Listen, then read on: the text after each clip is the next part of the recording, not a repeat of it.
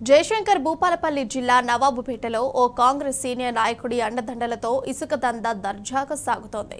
సదరు నేత ఎంపీటీసీ కుమారుడు సర్వ శరత్ కుమార్ పట్టపగలే చలివాగు నుంచి అక్రమంగా ఇసుకను తరలిస్తుండగా గ్రామస్తులు అడ్డుకున్నారు. పోలీస్ స్టేషన్కు సమాచారం అందించగా కానిస్టేబుల్ వచ్చి ఘటనా స్థలాన్ని వాహనాలను పరిశీలించారు.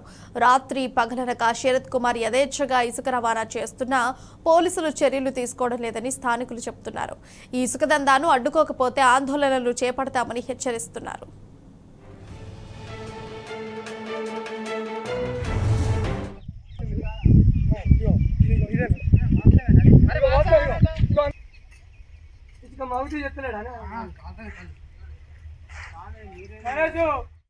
కొందరు నాయకులు కాంగ్రెస్ నాయకులు పగలనక రాత్రనగా అక్రమంగా ఇసుక తరలిస్తున్నారు.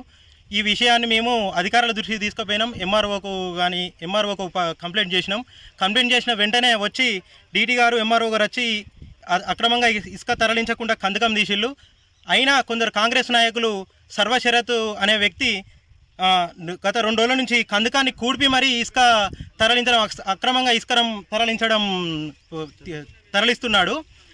ఇక్కడ సాక్ష్యం కూడా ఈ ట్రాక్టర్లు ఉన్నాయి. మేము పోలీస్ అధికారులకు కంప్లైంట్ చేసినా కూడా కానిస్టేబుల్ వచ్చి కూడా చూసి ఈ ట్రాక్టర్లను స్టేషన్కు తీసుకుపోని పరిస్థితి ఉన్నది.